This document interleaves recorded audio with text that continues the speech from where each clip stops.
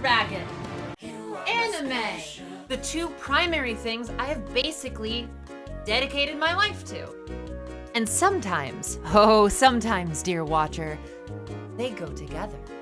And look, I'm not actively trying to hate on weebs, but a lot of the time when they come together, it's not the best. Which brings me to D&D Beyond, which, if you didn't know, has a homebrew section that you can select via type of ruling, like background, feat, magic items, monsters.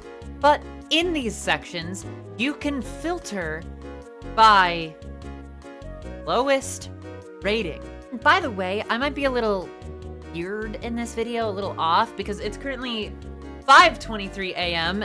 And I am staying up to be able to sleep on my flight at 6 p.m. to get myself on GMT because I'm flying to Birmingham for convention. These are the things I do to myself. You like my Cartoon Network mug? This is how we get paid. Okay, anyway, so I think what I'm going to focus on today is subclasses. Those just seem like the most structured, most meaty things that people would usually make anime style content for. You know, fighter subclasses, like a version of samurai that's very anime themed, things like that. So we're just gonna go over here and click again. I am going to be leaning back now, so I'm adjusting the camera. What do we got here? Okay, ninja. This isn't strictly anime, but I have a feeling when I click on this, it's gonna count. Rogues are sneaky, but some take sneakiness to a whole new level. Ninjas are rogues who master the art of being unseen and unheard. This is fair, although there is a rogue subclass for that already. They walk in the shadows and are adept at evading foes, only to attack them from behind. Nothing personnel, kid. They embrace sneakiness and nimbleness. They often appear to be vulnerable, if seen at all, that is. But their enemies soon realize their error when the being the thought was weak is suddenly behind them and slipping a dagger between their ribs before vanishing again in the blink of an eye. Distract enemies. At level 3, you can, as an action, throw something in your enemy's face, such as sand, crushed glass, liquid, or dirt. Work with your DM to determine what substances can be used. At least they said that. To do this, you must make a DC 12 dexterity check, and if you succeed, your target is blinded until the end of their next turn. Okay, so it's a DC 12 dexterity check that never changes for the entire length of your game? Like, level 17 enemies, a Tarrasque? Like, a fucking Tarrasque, you just go, wa-cha-cha, pocket sand. Like, this is why saving throws exist. That's the thing, is this is why saving throws exist. If they rewrote it like, the opponent must make a dexterity saving throw. DC is 10 plus your dex bonus plus your proficiency bonus, which is essentially your spell save DC, but for dex. If they said that, that'd be a lot more reasonable. Or you could get it over 20, but like, still. All right, so your target is blind until the end of their next turn. If you fail, however, you waste your action. That didn't need to be said. You're taking your action to throw pocket sand. And if they make the check, unless you write something else, it's assumed you're using your action. You have advantage while doing this action? So not only is it a DC 12, you have advantage. By level 3, you can basically blind anything in the game pretty reasonably. Ridiculous. absolutely ridiculous. I like the pocket sand idea. Don't get me wrong. But this would need a major rework. It's way too overpowered. Okay, moving on. Shadow Stalker. If you are in darkness, any creatures that do not know you are there must make a DC 13 intelligence investigation check to see you. At level 7, this increases to DC 15, and the creature looking for you has disadvantage on the check. What is our obsession with disadvantage here? If you are unseen and attack from where you are, example, if you are hiding in a shadow and an orc passes by not noticing you, you lash out with a sword from your hiding place, you deal an extra 1d4 of sneak attack damage and have advantage on that attack roll. Okay. So, whoever wrote this didn't read the rogue class or the D&D rules. There's already subclasses that give you advantage on hiding or automatic hiding if you are in dim light or shadow. It's already a thing. Both of those exist already. Setting a hard DC is weird and silly. That's not how that should work. That's not how the game runs, like I was talking about with the DC above. I do think it's interesting that it scales, I guess. But, okay, here's the next part of it. If you are unseen and attack, you have advantage on that roll, is already the case. That's how D&D works. If you're hidden and you attack somebody who doesn't know you're there, you have advantage. Already a thing. The extra 1d4 is really confusing to me because you are making these DCs like crazy low and giving advantage to this character all over the place, and you're giving an extra 1d4 of sneak attack damage that never scales.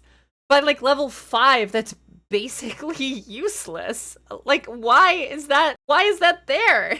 Like, I don't understand. It's too strong in every way that it shouldn't be, and weak in every way that it should be strong.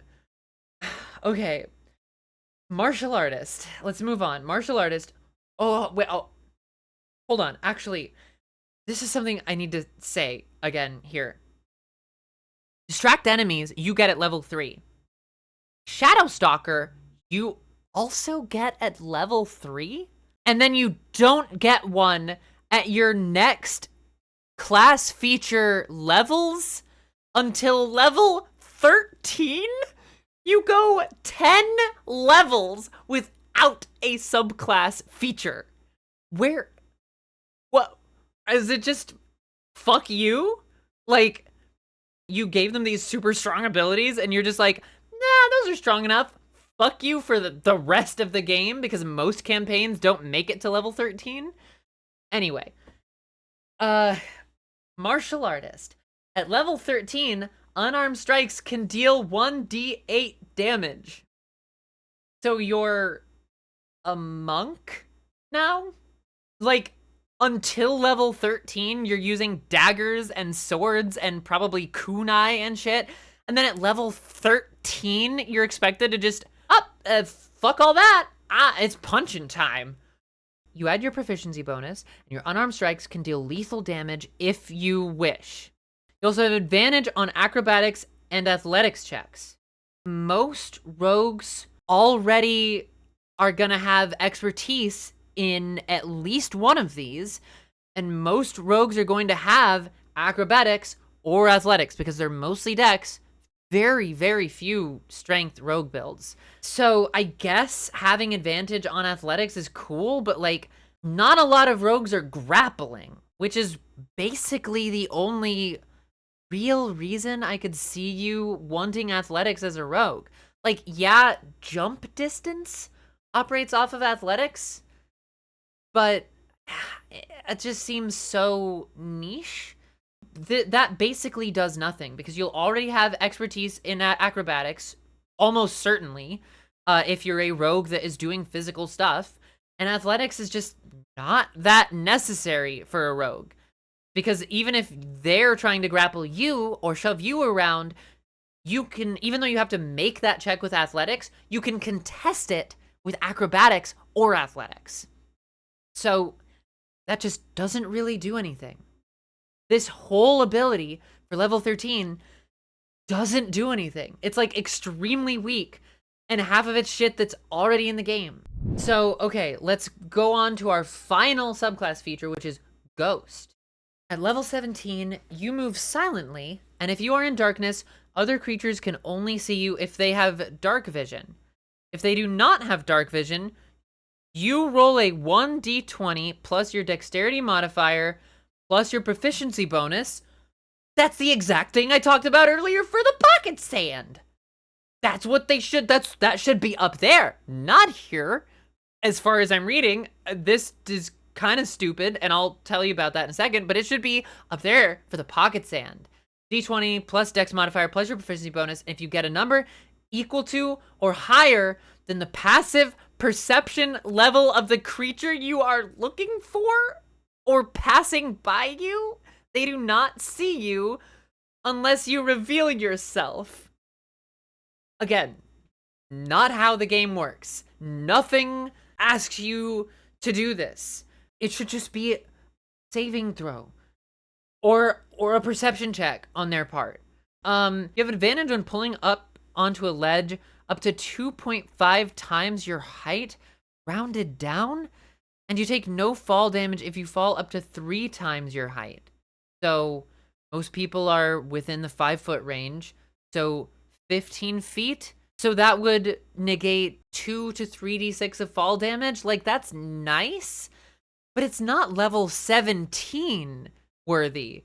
Level 17 worthy would be like, you can cast slow fall as a reaction. You would never take fall damage, essentially. Also, you always have advantage when taking the hide or disengage action is what they meant to say here. This thing of other creatures can only see you if they have dark vision, they immediately throw that out the window. They give a hard fact. They cannot see you. And then they say, actually, if they don't have dark vision, they can see you if they have a high enough passive perception. Okay. This is worthless. Not giving you any new skills. I would imagine something dealing with thrown weapons, something dealing with creating a decoy, a minor illusion of yourself, like a log, like Naruto style, shadow clone. I would imagine a buff to your hide action that is not just darkness dependent. I would imagine, martial arts, maybe getting a fighting style or some of the Battle Master fighter that, pick a couple of those to give the rogue because ninjas are master of the technique. Something unique that gives them a flavor that actually adds to them mechanically. Half of this shit is weirdly broken, and the other half is already rules in the game or doesn't need to be there. Basically, all you're doing is giving a level 3 rogue the ability to always blind anything, and then for the rest of the game, fuck you.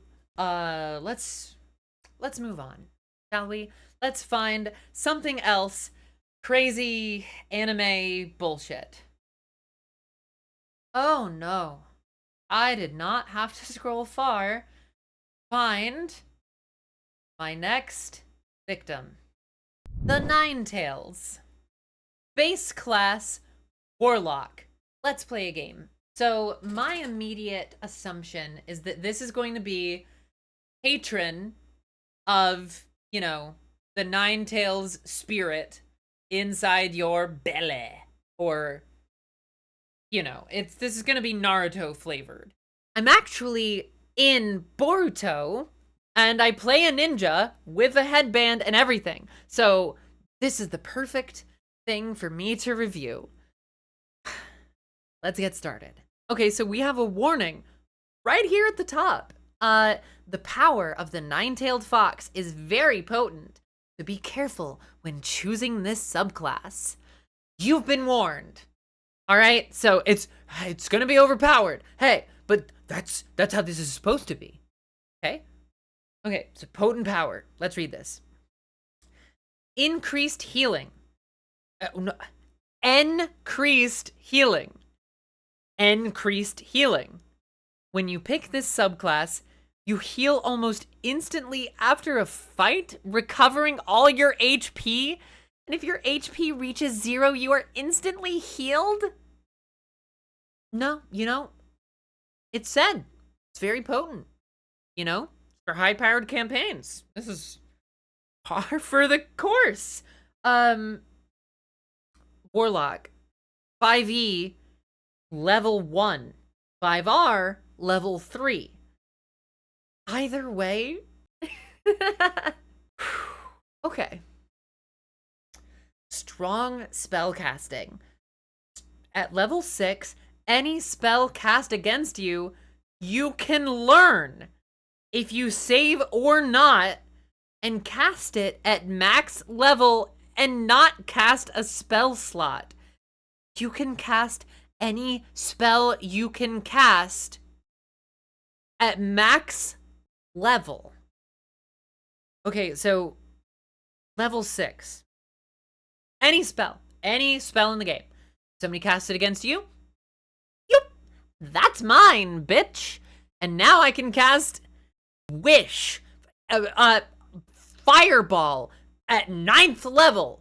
Cantrips, 9th level. Immediately, Eldritch Blast, 9th level. Yeah, that makes so much sense. That's, I mean, of course. It's a nine-tailed fox. The power of Kurama is clearly just stronger than anything. Which leads us into HP increase, which is different from increased healing. I don't know why you would ever need this, because you revert to full HP the second you hit 0 every single time. So what's the point of this? But at level 10, your HP increases by plus 50 due to the power of the Ninetails. 50 is cool, I guess, for a warlock, but because it's a warlock, they have a low hit die, so you're basically just gonna end up with as much health as your ranger. Like, not really, whatever. But at 14, this is when we get Feral Killer. At level 14, if any member of your party dies and there are enemies on the field, you instantly go into a rage and rush toward the closest enemy you can see and not have to roll to attack that enemy and roll 6d20 piercing damage. So you automatically hit if somebody dies. The other things were bad in this subclass. And I've seen bad homebrew before. This is the worst subclass ability I have ever seen. Why? Because it requires your party member to die. Not go unconscious. Die. Failing 3 death saving throws. How often do you expect that to happen for this to ever go off? And you know what happens when one of your party members dies, kicks the bucket for good? You deal a couple die of damage. Let's roll 60-20. Let's just do that. Because I suspect not gonna be as high as you think. Yeah. 51 damage. That's gonna be about average. 60. 52. 50 to 60 damage. Once when a party member dies, getting a free hit, fine. I don't care if you don't have to roll. You're not gonna kill something that you couldn't get past the AC of anyway. So this ability wants your party members to die, and all you get is a level 4 fireball, essentially, of damage. Again, I think this is the running problem with most of these really bad homebrews. Not only are they too strong in all the ways they shouldn't be, they're extremely weak in all the ways they should be strong. Let's do this again. If this were me, I would have given a form change that you use using spell slots to transform into the form. Warlocks get very few spell slots, so it would be like a trade-off. But mostly they use cantrips anyway. They use their Eldritch Blast. To give something other than their Eldritch Blast to use your spell slots, or maybe number of times equal to proficiency bonus, transforming into a form similar to Druid of Stars, where they have their celestial form that uses their wild shape charges. And then that form has special things it can do. I would have done that with a Ninetails form.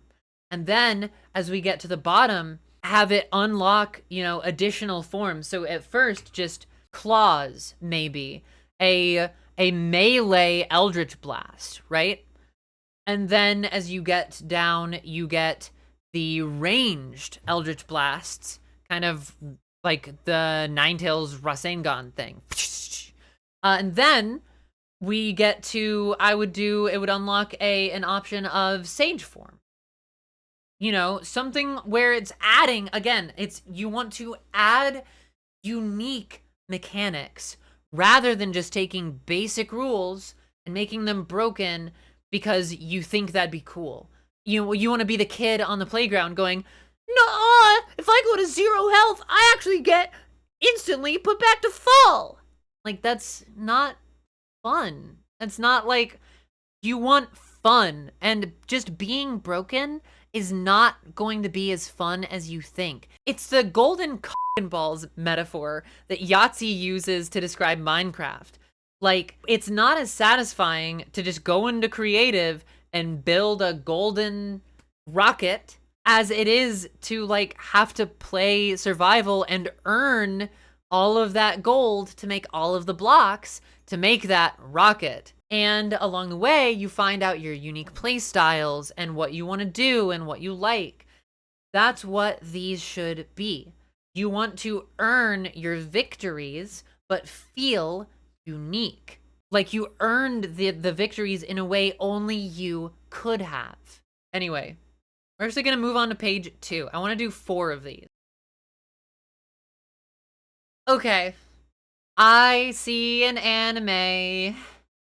Catch 'em order. I voice in Pokemon Masters, the only Pokemon video game with voice acting. So here's another one that I am in the unique position to give feedback on. Let's find out. And just looking at this Blood Hunter, seems like they're going to make Blood Hunter a Beastmaster Ranger. Just as a guess. Do you want to be the best?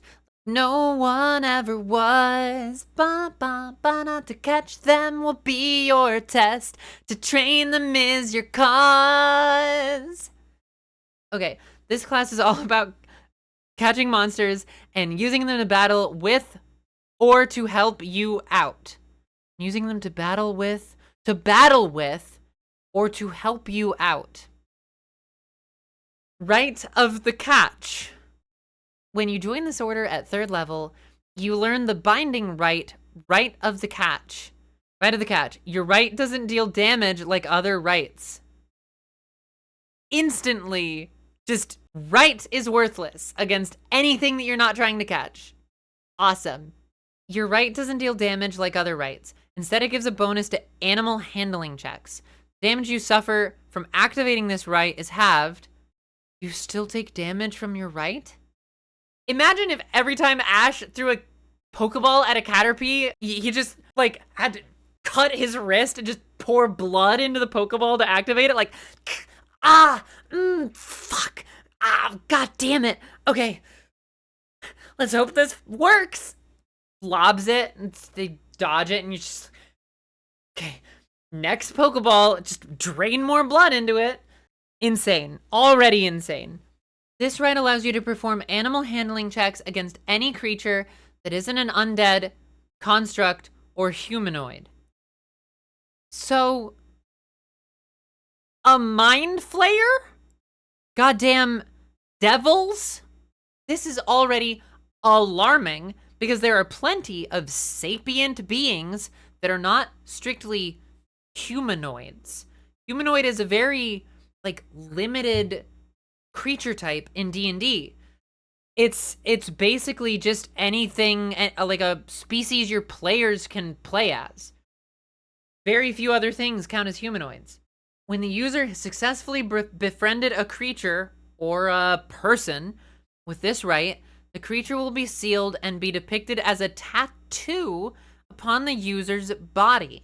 So we're going illustrated man with this one? Huh.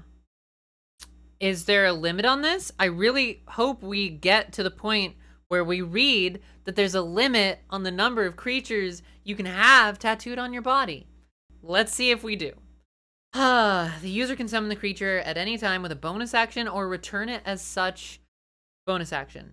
The user must continue to use animal handling checks to command the creature, which is also a bonus action. So you never have enough badges to tame anything. Also, do they lower that check as the bond to this creature grows? Anything like that? Any of these important parts of Pokemon where you don't have to risk not being listened to by your Pokemon? No, none of that. None of that's an ability.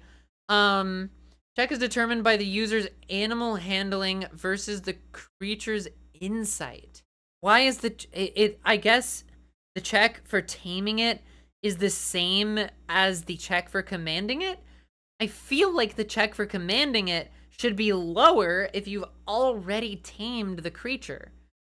I also feel like there should be a level where you don't have to roll that anymore for this creature, like a CR. But no, that's not here. User also gains proficiency with the animal handling skill if you don't already have it. Okay? You plan on taking this subclass, it's best to just not take animal handling and to take other skills, and then suddenly become good at animal handling when you reach level 3. It's a bit awkward. So I don't know why you would do that. But I guess you could. The user can only command a creature half his level. So this has to be talking about CR, but CR is not level. So at level 7, you can have CR3 creatures. I guess it's not terrible. Like that, I actually don't have any qualms with. You'd want to test it out, but I just feel like that's where you're gonna want creatures to just obey you. Like if they're already CR half your level, why do you have to roll every single goddamn turn to see if they even obey you? That's like extremely annoying. Like Artificers just get something that obeys them. Beastmaster Rangers just get something that obeys them. Drake Warden Rangers just get something that obeys them. Anything with a familiar just gets something that obeys them. Granted, they can't do a lot, but like, druids, the fire spirits, in that subclass, they just listen to you. Like, why? I would say if it's above the CR limit, it's like harder. Maybe you have disadvantage on the animal handling check, and then for them to obey you until you get to the proper level, then you still have to roll that animal handling on any turn you're trying to use them. So it's like a risk reward to use a too strong creature because half the time they're not going to listen to you. That would be interesting. That'd have flavor. But this is just kind of weak. When a creature has been caught, it will not be hostile towards you unless mistreated. I guess that is just up to the DM. I kind of like the flavor of that. And is there a point that they will break the connection and leave? That could be cool, but that does not have this written. You may only... The user may only command one creature with this class feature. The wording on this is terrible. Does it mean that you can only have one creature tattoo captured at a time, and that you have to release your current creature to get a new one? Or does this mean you can only have one creature out at a time? It doesn't say. It doesn't elaborate.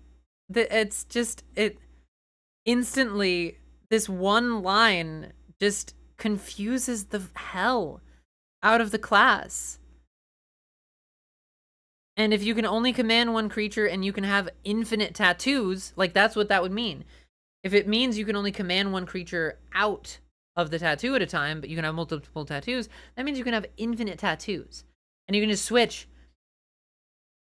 bonus action on one turn to return, bonus action on the next turn to send it out, and just infinitely repeat. And also, what happens if they drop to 0? Do they just return to being a tattoo? The way it's written, the creature would just die and be permanently gone. There's nothing here that states that it would return to being a tattoo. It continues being a creature. It's just captured. Temporarily, I suppose. If it dies, it just fucking dies. It's just gone. I'm sorry for this is one, like, way too complicated and yet not descriptive enough. But let's move on to our other abilities. Beginning at 7th level, you learn how to give your blood rights to your Rite of the Catch creature. When you use one of your rights that isn't Rite of the Catch, you can allow one of your summoned creatures' natural weapons to benefit from the right as if it were one of your weapons. Okay. Kinda cool, I guess. I'm complaining a lot here, but this is not bad. I don't have too many qualms with this. Yeah. Let's move on to creature recovery, which is upon reaching 11th level, you learn to channel your blood curses into a benefit for your summoned creature. As an action, you can choose to heal your summoned creature by an amount equal to your wisdom modifier multiplied by your class level in Blood Hunter. A use of this ability expends a use of your blood maledict as if you had used a blood curse. Your summoned creature must be within 30 feet of you for this to work. Amplify, you can summon your right damage to heal another besides your beast. Can't heal yourself. So, why is that there? That's weird. It just makes you, like, partially a support for no reason, like, for your party members? But I feel like we should keep focus on your Pokemon. I don't understand why that's there. It's just kind of random. It's, like, thrown in there. But I would say just use your hit dice for this. Like, use your hit dice to heal your Pokemon instead of wisdom modifier multiplied by class level. Just weird. Okay, less pain. At 15th level, when you use a right other than Rite of the Catch on your summoned creature, the damage you take from your right is half as much, rounded down. Using it on your summoned creature. That is weird. That doesn't make sense. Like when they benefit from channeled power, and you're still supposed to hurt yourself. Very weird. Very silly. Cess creature. Upon reaching 18th level, you learn to project your spirit to fight while on the edge of death. Whenever your summoned creature drops to 0 HP, you can project your spirit into it to continue to fight. Body remains unconscious and subject to death. Okay, this confirms they just die. But I guess they take death saving throws, which is not normally how creatures work. But I guess we have to assume that they always have death saving throws. Because this says they do. But you are puppeting an unconscious body. Imagine you just possess your Pokemon, your fainted Pokemon like a marionette and keep fighting. That's fucking horrid. Why? On your next turn, your body falls unconscious and your summoned creature gets up and continues to fight. So you're both unconscious. But it's not unconscious because it's up and moving. Not what unconscious is. Like, so everything has advantage on it hitting you, even though you are puppeting its body and your body's unconscious. If it fails all its death saving throws, you die along with the creature. While in the creature's body, you can use a bonus action to leave its body and go back to your own. While you possess your summoned creature, its natural weapons all gain a right of your choice. Let me get this straight. Your strongest weapon is also an instant death button if you just accidentally get swiped the wrong way. You just die. You don't get death saving throws. If the dead creature you're possessing, if the unconscious creature you're possessing dies, you don't get death saving throws. You just fight it. That sucks. That is bad. That's horrible. Why? Okay, so this class is kind of the opposite problem as the others. It's way too weak and not exact enough. Like the other ones, not exact enough, but it's way weak. It's like really bad. Like, just, there's no reason to ever take this. It's like they were so worried about being overpowered that they just made something that's basically worthless. Like, it's cool flavor-wise, but it doesn't accomplish the main goal of wanting to feel like Pokemon, and then what it's trying to accomplish, it does poorly. I would have said you, like an artificer, craft a number of magic items, and you get more as you level up, and that's how many creatures you can have in your ball. And what I would have said is beast, plant, monstrosity, maybe a couple of other creature types. I would not have said anything that's not a humanoid, and I probably would have given an intelligence cap. Like, yeah, I know you can own an Alakazam or Mewtwo, which are fully sapient beings, but they don't have their own societies, right? They're not out here building buildings and villages and towns and fishing, and that's not happening. A lot of the intelligent creatures in D&D are doing that. So it feels really weird that you can just capture them. Everything else, I would have had a cap on how many you get that increases over time with a max of 6, and then you can send out 1, and then maybe at a certain level you can send out 2 for like double battles. That could be cool. I would have given them more to do, these Pokemon, or like a right that, I don't know, it's just, again, it doesn't make you unique enough. It just makes you a Beastmaster Ranger with a couple of options a la Wild Shape. That's, I think, where I'm gonna leave it for today. I was planning on doing 4, but then, oh boy, these were a lot to chew on. So I guess let me know if you want more. Yeah, because I am really, really tired. These have drained me. I think I've been recording for an hour, because I am just flabbergasted.